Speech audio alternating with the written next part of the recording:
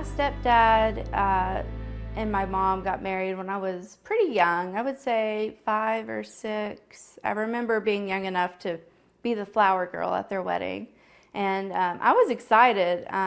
My biological father wasn't in the picture a lot. He was in the military and was overseas for the most of my childhood. And so I was really excited to be getting a father figure and getting someone into my life who I could have a relationship with. And I think it was probably when I was younger. I don't remember a lot about our relationship leading up to the abuse, except that it was maybe more authoritarian, or it seemed like he was the breadwinner, but wasn't really super active in our lives. And when I say we, I had a sister too who he ended up adopting. So he wasn't super active as a dad, but when I got a little older, so preteen age, he started taking more of an interest in me, and I think that was exciting for me because I was getting a father figure and someone who was really into being a dad to me, and I think that's something I had been wanting my whole life. When I was around 12 years old, I know my stepdad took a lot more interest in me and was having me come out to the garage to help him with things. And so he would need my help, need me to come help hold things, which kind of happened when I was younger. I remember him being really thrilled when I would help him hook up wagons to the tractor so he didn't have to get off, or I would ride on the tractor with him to go open the gate so he wouldn't have to get off the tractor, open the gate, and then get back off and close it. So, I was a real people pleaser kind of child, and so I got really excited at being able to help. And so I think knowing that, he really took an interest in having me help out in the garage. And I specifically remember that during the ice storm of 2003, it was early February. I remember that because we had my birthday cake in the dark because we didn't have electricity, and my birthday's in February, that he took me out. We were out of school for weeks because of the ice, and there were a lot of downed trees. And so we would go around and cut the trees out of the road, and he would praise me constantly about how hard I worked and how much I took initiative and how he admired that. And so I think that was sort of the start of really the grooming process. And then as a part of that, he had me working in the garage and promised me we would fix up an old truck that he had. And my favorite color was orange, so we were going to paint it orange. And we would spend a lot of time out in the garage just planning what it would look like and doing work. And little by little, he would even buy things for the truck with the plan that we would fix it up. And so I got really excited thinking about like how cool I would be in high school when I had this really awesome orange truck. And so by doing that and throughout that process, he had me doing a lot of work in the garage. And I started missing a lot of school, and he would take me down gravel roads and let me practice driving. Sometimes it would be sitting on his lap and steering, and then other times he would let me drive on gravel roads at night. And that's where a lot of the grooming and the abuse first started happening. So one of the ways my stepdad really tried to normalize what was happening was by talking to me about how I was much more mature than my peers. He would say that I was a leader and I was really smart and I could make decisions that other kids my age couldn't because, I had this gift of being intellectual and being mature. And I wanted to feel that way, and I had always been really high achieving in school, and so I felt like there was some truth behind that. what I know now, though, is that was a tactic to not only start the abuse, but to also make it feel like I had choice in the situation, which ultimately then later on made me feel like it was my fault that it happened. Other things he did was sort of created a culture of it being appropriate. So I remember that when I was in middle school, right as the abuse was starting, the song Stacy's Mom was really kind of taking off, and it was getting a little popular. It certainly was popular among some of my friends, and he had bought me the CD. And looking back now, I think about how inappropriate and how that song sort of fantasizes a relationship between an adult and a child. And so I think he really leaned into some of the cultural portrayals we have of adults and children and inappropriate relationships.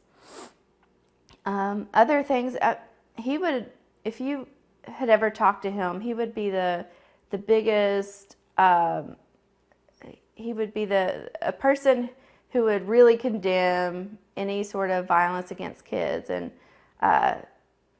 so I think he sort of could minimize what he was doing by making it seem like he would never do something like that. And so he was really good at separating what was happening with maybe what the media would portray is child sexual abuse. My mom wasn't in the picture as much. I mean, we lived with her, but she, I think, suffered from a lot of undiagnosed mental health issues, and often wasn't working, and so we really relied on my stepdad for all of our income and for things like, I remember he would be the one who would get us up and get us ready for school and have our cereal made and things like that. And so one of the things that was pivotal in sort of the abuse, going from grooming to actual abuse, was that my mom and my stepdad both had substance use disorders and were getting different kinds of narcotics for pain issues. And my stepdad would take all the pills and then would sort of reallocate them. And in the course of this, my mom had convinced me that he was taking her pills and she needed them, and asked me that whenever I had a chance to steal pills from him and give them to her because she was in so much pain. And so I had done that a few times, and I didn't realize, I guess, that he had kept such really good count of the pills, and he had confronted me about it, and I told him that I had been taking them for her, and he then used that as leverage, saying that that if I were to have sex with him, that would help alleviate some of the pain that he was having because he didn't have his pain pills. Yeah, there were many different things and tactics that he used, both in grooming and to initiate the abuse and to continue the abuse. One of the things he really was adamant about, and was I guess one of the values that he really stressed to us as kids, was loyalty, and the sense of we look out for each other and we have each other's backs. And he would sometimes test that loyalty in various ways. And so when he had confronted me about stealing pills from my mom, it was through the guise of I had betrayed him, and how hurt he was that I had violated that loyalty. And so throughout the abuse, he continued to emphasize the importance of loyalty. And I think that in large part was maybe why I went so long before I had said anything. Because, you know, I loved him. He was my dad. I called him dad. And I wanted him to be my dad. And unfortunately, that came with the requirement that I have sex with him. And so it seems a little ironic to me that he emphasized loyalty and the importance of not betraying the people you love. And ultimately, he had done the ultimate betrayal. So I think I was a kid who really was isolated. I didn't have a father in my life. My mom was very negligent and would yell all the time, was not working, just sort of kept to herself, and had a lot of her own struggles that I think she was preoccupied with. And I just, wanted someone to pay attention to me, someone who thought I was great, and he did that in a way that was manipulative and abusive, and exploited that.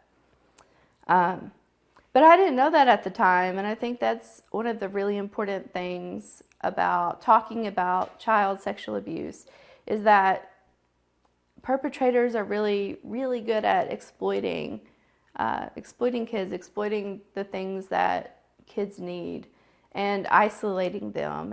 And I mentioned earlier that I missed a lot of school as the grooming was starting and as the abuse occurred. And so we know that teachers are the number one reporters of child abuse. And so kids with less eyes on them are going to slip through the cracks. And so there was that isolation. There was the feeling of wanting that father figure in my life, wanting to feel and be special. Throughout the course of the abuse, well, first of all, my stepfather was really reinforced how important it was not to talk about it and not to say anything, because people just wouldn't understand.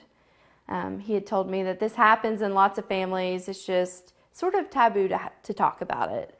And so, I didn't recognize it as abuse. I recognized it, and he portrayed it as, let me teach you about sex. And I sort of internalized that maybe it was my fault because I'd asked him questions. And those questions turned into, instead of him just answering them, let me show you how that's done and what that is. And so, at one point I got a boyfriend, and I started to feel guilty. I felt like I wanted to end what was happening, what my stepdad was doing to me. And I felt guilty about it. And I told my boyfriend a little bit about what was happening, and tried to end the abuse, which was really, really difficult. And throughout the course of my life, I had told little bits and pieces about what had happened to different people, and sort of would gauge their reaction to when I would say what had happened. And if they reacted positively, I might share more. And if they reacted negatively, I would maybe pretend that's not what I meant, or they misunderstood what I was saying, or just drop it. I remember one time a family member confronted me about,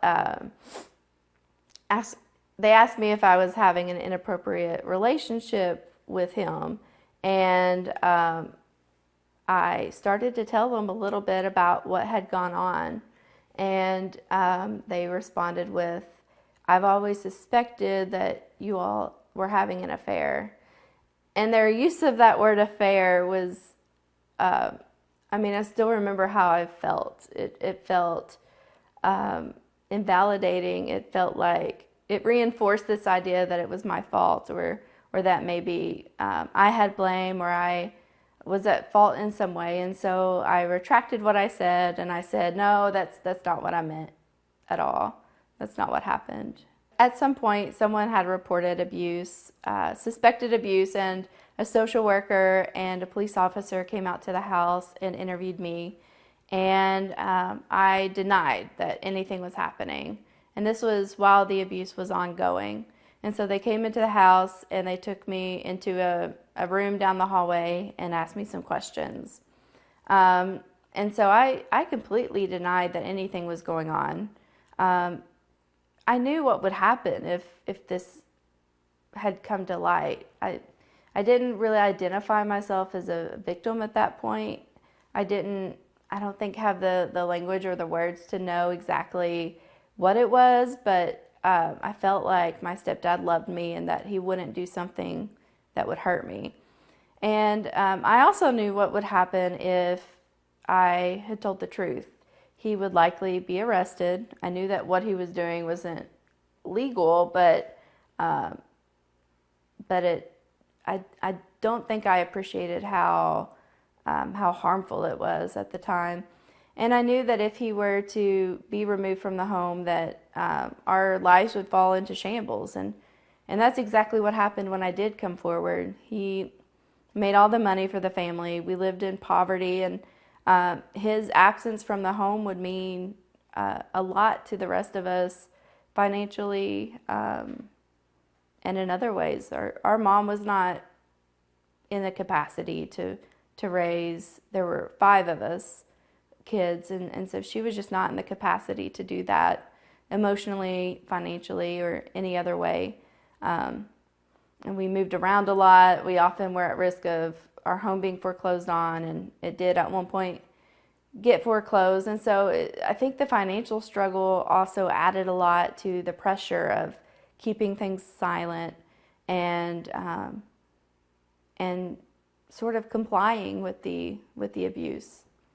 So I reported my stepdad to the police when my middle sister, was around the age that I was when the abuse started happening to me. And I had gotten concerned and worried that something similar might happen to her. I know she had just gone to Texas with him on a trip, and that isolation sort of triggered me in thinking about the things that led up to my abuse. And so I felt like I had to do something in order to protect her, even though it was a hard decision, because I knew that meant he would be absent from the picture at that point. And again, he was the sole breadwinner in the home, and the family really relied on him financially to meet all of our basic needs. And so I knew that would be pretty devastating in a lot of ways, but I didn't want her to go through what I had gone through growing up. I was also in college at the time that I came forward, and I think a lot of my experiences in college really gave me the confidence and the independence to feel like I could do something. So I had just gotten back from a study abroad trip to China and Vietnam, and so studying abroad really was exciting in the way that it made me feel independent and confident and capable. And on that trip, we had read a lot of books about wars and rape, and I felt like I sort of connected to some of the stories in those books. And then I had also taken a class called Feminist Political Theory and read and did research on rape trials. And that's where I first encountered the definition of grooming. And I just remember the moment of that, putting a word to what happened to me, feeling so powerful, and that it started to make sense. It started to feel less like my fault and more like what it was, which is grooming and manipulation. After I came forward and reported what was going on to the police, I feel like that's when a lot of the trauma really, I don't know if that's when it set in or when it really started to feel super traumatic, because everything changed. I did an interview with the police, and I did a recorded phone call with the perpetrator to try and see if he would admit to anything or apologize for anything that we could use in court. And everything that I thought as a kid that would happen if I said anything did happen. You know, he was removed from the home. There was a protective order, so during that recorded phone call, he really tried to guilt me because he wasn't able to talk to his kids anymore because of the protective order, and told me that now all the money he had earned while he was away working in Texas, he would have to use for an attorney instead of buying my mom a new computer or buying my sister a car. And I felt like a lot of that was my fault, but I knew I'd done the right thing, and that I had to say something because I just couldn't live with thinking that could happen to my sister. And it was a really difficult process going through the legal system and managing that. I went to lots of counseling, which was really helpful, and sort of eased some of my anxiety with that. Because we had moved around so much, which is also, I think, one of the reasons things had gone undetected for so long, that charges were brought in 2 different counties. And so I had the experience of working with 2 different prosecutors, 2 different victim advocates, and having 2 different judges. And so through that process, I have to say that the first county that prosecuted did a really fantastic job. I felt very supported. I felt like they were very trauma informed and handled the case very well, and took it very seriously. I felt like I had a less than ideal experience in the other county, and it was really eye-opening to see how the same exact thing can happen in 2 different places, but it can impact survivors differently just because of where it happened. And it can be taken, it can have totally different outcomes because of just how the process unfolds in that particular area. After I came forward about what was happening to me, I was amazed by how many people came up to me privately and said, "This also happened to me when I was younger," and how many people this actually happens to, and the statistics are stark about child sexual abuse. And if someone were to come forward today, I would just want them to know that it's not their fault, that they were a kid, and those it was the adults in their life that were supposed to be looking out for them. I think a lot of victims blame themselves for what happened, and I would first and foremost tell them it's not their fault. Even doing this interview, I feel like I'm still sort of trying to convince myself that it wasn't my fault, even though I know that it wasn't. Sort of just like remembering the things that had happened. I think it's the grooming and the manipulation that goes into it is so, I don't know what the word is, but it becomes ingrained. Yeah, sort of. It's just really difficult to really move forward from, and to I've read I've read the research. I know so much about child sexual abuse now and how it impacts people, and how it in the grooming process. And I know that it wasn't my fault because I was a child, but it's just hard to sort of shake that feeling because that was such a huge part of my childhood. In Mason County, where he was prosecuted first, he ended up testifying. There was a trial, and the jury ended up convicting him of all of the charges and sentencing him to the maximum that they could. And so I was fortunate to have a jury that really believed me and believed that this had happened. It's also, I know that that's not the experience for every survivor. In fact, most survivors don't come forward, and even if they do, it's hard to prosecute these cases. It's really incredibly difficult to prosecute child sexual abuse cases when there's been a delay in disclosure, and it can be difficult. I think that's why we have to talk about it more, and we have to bring what's happening to light so that we can be more aware as future jurors and future prosecutors that these cases are happening. The child sexual abuse is happening in many of the homes in our counties, and we have to take it seriously. And every survivor deserves the opportunity to have their voice heard in a courtroom if that's what they want. Seeing that experience, having that experience in 2 different counties, a lot of my work now as an attorney and as a professor is focusing on training prosecutors and training attorneys how to be trauma informed and how to work with victims and empower victims through the process of prosecution and representation. And so I do a lot of work on trauma-informed advocacy and ACEs, so adverse childhood experiences, and how to help build resilience in the people we help.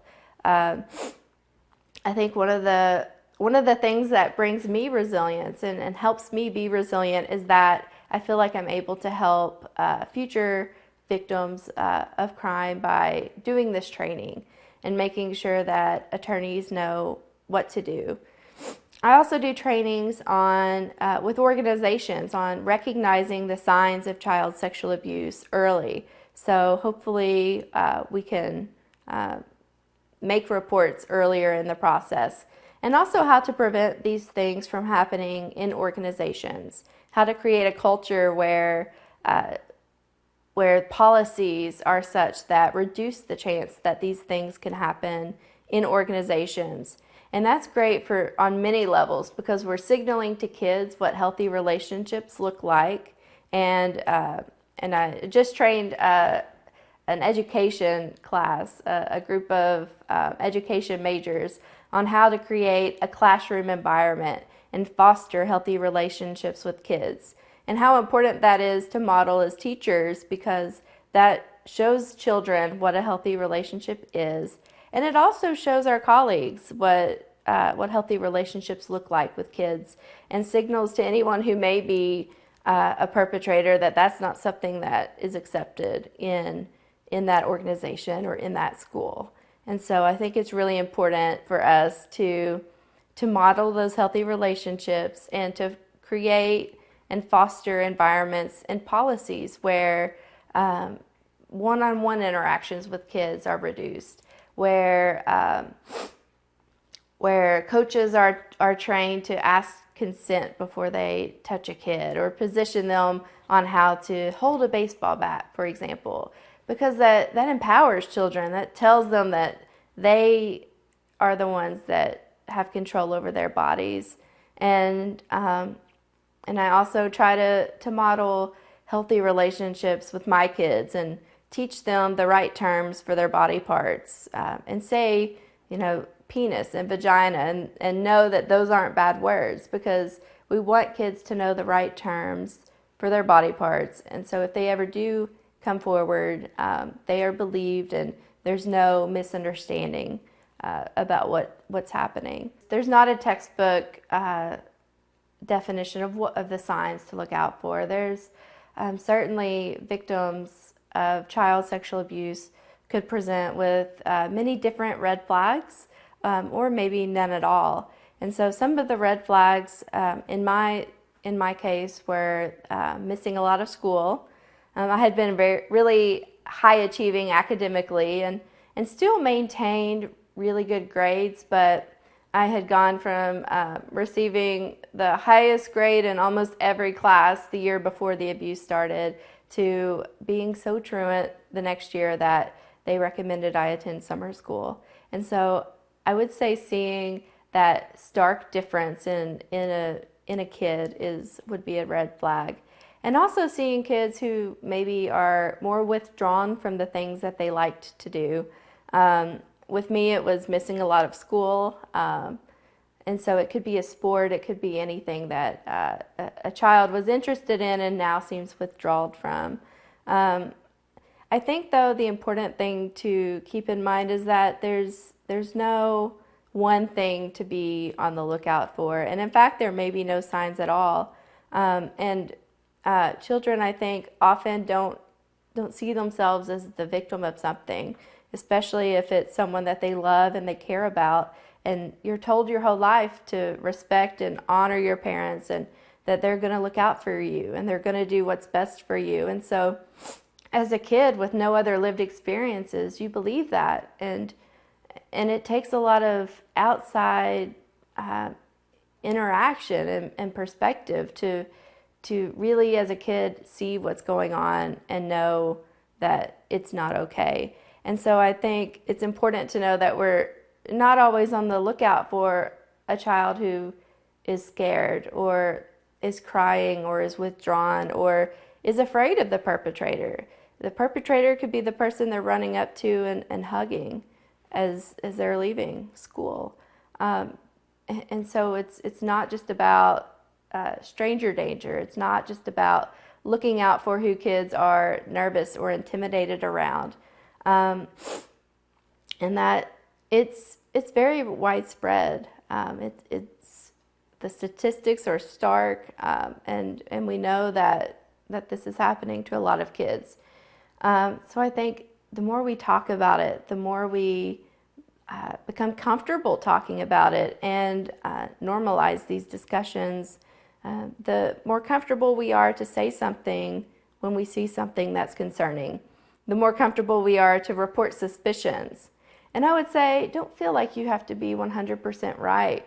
But if you suspect that a child's being abused, to do something or to say something, because after I came forward and said what had happened, there were so many people who had told me that, oh, well, I thought it was suspicious when this happened, or that seemed odd that you were working in the garage so much, or yeah, you were missing a lot of school then, and things like that they sort of retrospectively pointed out. And I was angry about that for a long time, because I was like, it just felt like, why didn't you do something? Why didn't you say something then? I could see one reason someone might be intimidated about reporting suspicions of child abuse, in that they wouldn't want to make a false accusation against someone. The great thing about reporting is that you can do it anonymously and you don't have to get it right. I would just say to err on the side of protecting a child than making sure that it's correct. So if you have that reasonable suspicion, I would just urge you to do something or make that report, because you could be what makes a difference in that child's life. And maybe your report isn't what changes the situation, but like in my case, it could be used later and down the road when the child does come forward, and that can be used as evidence that even way back then someone suspected something, and that it's not the now adult just making it all up. Well, I don't think, at least speaking from my own perspective, that I will ever be healed. I think healing's a process and a roller coaster at times. So it feels empowering to be able to do a lot of the things I'm doing, and to be able to, I think back to the college professors that assigned the rape trial readings to me, or the war books about rape to me, and how impactful that was for me. So I definitely try to incorporate in my own classes, where it's relevant, discussions about child abuse, and like I mentioned, talking to the education majors about their obligation to report child abuse and some signs that they may see in their classrooms. And so it's empowering to be able to work with the next generation of leaders, and to really think about ways we can prevent this in the future. And I think prevention is where we really have to focus a lot of our time and energy, because if we can prevent this from happening, we're going to prevent a lot of that trauma to other kids.